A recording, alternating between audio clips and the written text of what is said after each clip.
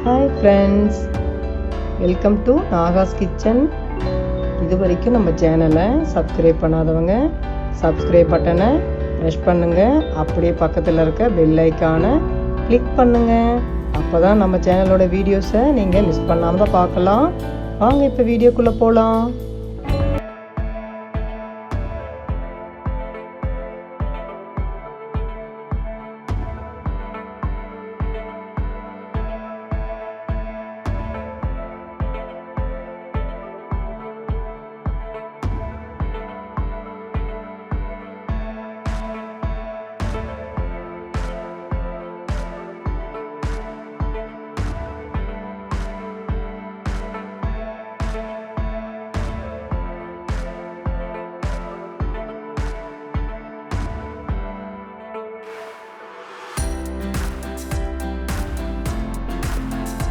Hi friends, இன்றைக்கி நம்ம சேனலில் என்ன ரெசிபி பார்க்க போகிறோன்னா ஓம் பொடி.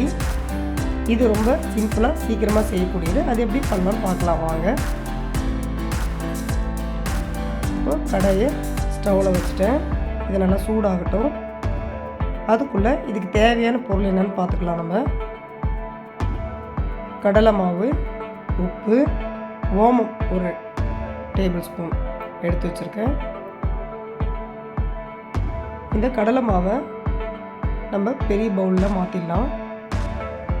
இன்னும் ஒரு அரை கப்பு கடலை மாவை எடுத்துக்கலாம். 1.5 கப்பில் பண்ணலாம் அப்படின்னு சொல்லிட்டு பண்ணுறேன். பாருங்கள், இன்னும் ஒரு அரை கப்பு இதுவும் அது கூடவே சேர்த்துட்டேன்.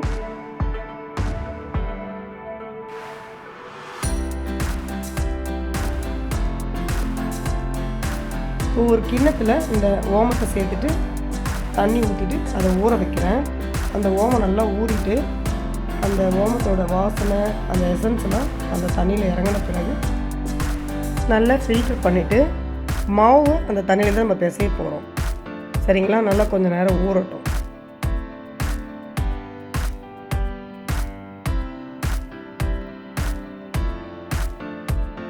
அதுக்குள்ளே கடாய் சூடாயிடுச்சு. நான் எண்ணெயும் சேர்த்துட்டேன். ஆயிலும் நல்லா சூடாகட்டும். அதுக்குள்ளே நம்ம மாவு பிசைஞ்சிக்கலாம். நான் ஆயில் இந்த ஓமப்பொடி பொரிக்கிறதுக்கு தகுந்த மாதிரி ஆயில் கொஞ்சம் கம்மியாக தான் சேர்த்துருக்கேன். ஏன்னா நம்ம முறுக்கு புளிகிற மாதிரி கட்டையாக தான் இது புளிய போகிறோம். கொஞ்சம் மாவு தான் பிசைஞ்சு வச்சுருக்கேன். அதனால் அதுக்கேற்ற மாதிரி கொஞ்சம் ஆயில் தான் இதில் சேர்த்துருக்கேன்.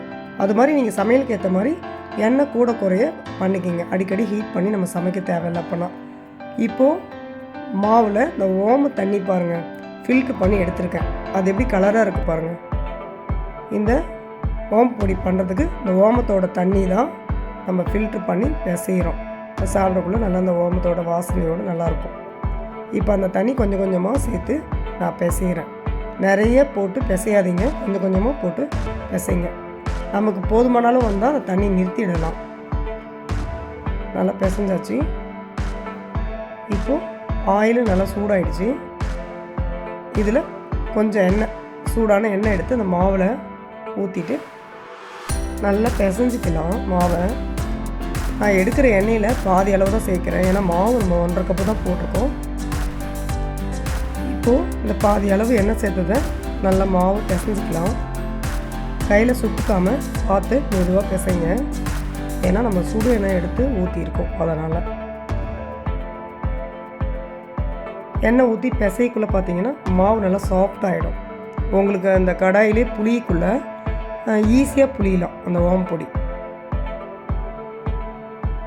மாவு பாருங்கள், பிசைக்குள்ளேயே உங்களுக்கு வித்தியாசம் தெரியும். முதல்ல விட இப்போ சாஃப்டாக இருக்கும்.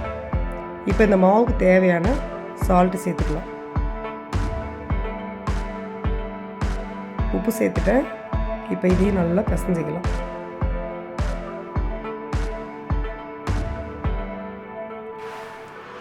நல்லா பிசைஞ்சாச்சு ஃப்ரெண்ட்ஸ். பாருங்கள், முறுக்கு குழாயில் இந்த ஓம் பொடி புளியிற தட்டு மட்டும் போட்டு நான் எடுத்து வந்திருக்கேன். இப்போ அதில் ஃபிக்ஸ் பண்ணிடலாம்.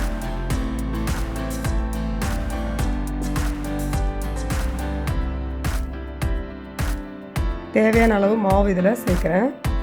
அதுக்கு முன்னாடி அந்த குழாயில், முறுக்கு குழாயில் கொஞ்சம் ஆயில் போட்டுட்டு நல்லா உள்ளே அப்ளை பண்ணிடுறேன். ஏன்னா மாவு ஒட்டாமல் ஈஸியாக இருக்கும் புளியறதுக்கு. அதுக்காக தேவையான அளவு மாவு சேர்த்துட்டேன். இப்போது நம்ம டைரெக்டாக அந்த கடாயில் ஆயில் ஹீட் ஆகிடுச்சு. அந்த கடாயில் நம்ம ஓம பொடியை புளிஞ்சிக்கலாம். பார்த்து கேர்ஃபுல்லாக புளிங்க. ஆயிலில் நம்ம புளியக்குள்ளே அதோடய ஹீட் வந்து பயங்கரமாக கையில் அடிக்கும். நம்ம புளியக்குள்ளே சிம்மில் வச்சுட்டு புளிஞ்சிட்டு கூட அப்புறம் ஃபுல்லில் ஏற்றிக்கலாம். அந்தமாரி ஸ்டவ் வந்து சிம்மில் வச்சுக்கோங்க புளியக்குள்ளே. உங்களுக்கு அப்போ ரொம்ப கையில் அனல் அடிக்காமல் இருக்கும்.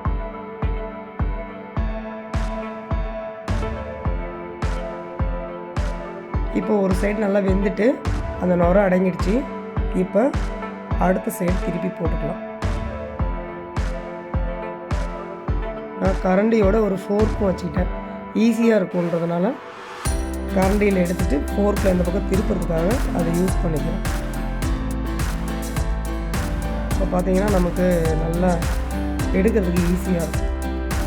இப்போ வெந்துருச்சு நல்லா. நான் எண்ணெயை வடிச்சிட்டு எடுத்து இன்னொரு பிளேட்டில் மாற்றிக்கிறேன். ரொம்பவே சூப்பராக பொடி வந்துடுச்சு. இதேமாரி எல்லா மாவும் புளிஞ்சு எடுத்துகிட்டு உங்களுக்கு காமிக்கிறேன். சூப்பராக வந்திருக்கு பாருங்கள்.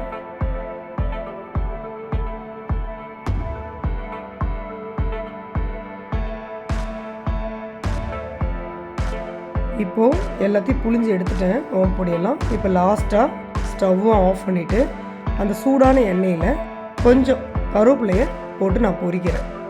ஏன்னா இந்த ஓமப்பொடி கூட அந்த கருவேப்பிலையும் நம்ம பொடி பண்ணி அப்படியே நொறுக்கி விட்டோம்னா நல்ல வாசனையாக இருக்கும். அதுக்காக அந்த ஹீட்டான ஆயிலில் பொரிச்சிட்டு அந்த கருவேப்பிலையும் இந்த ஓமப்பொடி மேலே நான் வச்சுட்டேன்.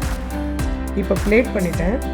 அவ்வளோ ஃப்ரெண்ட்ஸ், ரொம்பவே சிம்பிளாக சீக்கிரமாக செய்து முடித்தேன். இதுக்கு வந்து பொருளும் ரொம்ப கம்மி தான், செய்கிற டைமும் ரொம்ப கம்மி தான். அதனால் பசங்க திடீர்னு ஸ்நாக்ஸ் கேட்டு அடம் பண்ணாலும், நம்மளுக்கு எதாவது சாப்பிடணும்னு தோணுனாலும், விருந்தாளியும் வந்துட்டாலும் டக்குன்னு ஒரு ஸ்நாக்ஸ் பண்ணி நம்ம கண்டிப்பாக கொடுக்கலாம். நீங்களும் இதை செய்து பாருங்கள், ரொம்பவே சூப்பராக இருக்கும். இப்போ பாருங்கள், இந்த ஓமப்பொடி வந்து உங்களுக்கு நொறுக்கி காமிக்கிறேன். இந்த கருவேப்பிலையும் ஓமப்பொடியும் நொறுக்கிட்டு உங்களுக்கு காமிக்கிறேன். இந்த கருவேப்பிலையும் கொஞ்சம் நல்லா நொறுக்கிட்டோம்னா அதனுடைய வாசனையும் இந்த ஓமப்பொடியில் இறங்கிட்டு நம்ம சாப்பிடக்குள்ள நல்லா ரொம்பவே டேஸ்ட்டாக வாசனையாக இருக்கும். அதுக்காக தான். நீங்களும் இதேமாரி செய்து சாப்பிட்டு பார்த்துட்டு எப்படி இருந்ததுன்னு எனக்கு கமெண்ட் பண்ணுங்கள் ஃப்ரெண்ட்ஸ். இந்த வீடியோ உங்களுக்கு பிடிச்சிருந்ததுன்னா லைக் பண்ணுங்கள், ஷேர் பண்ணுங்கள்.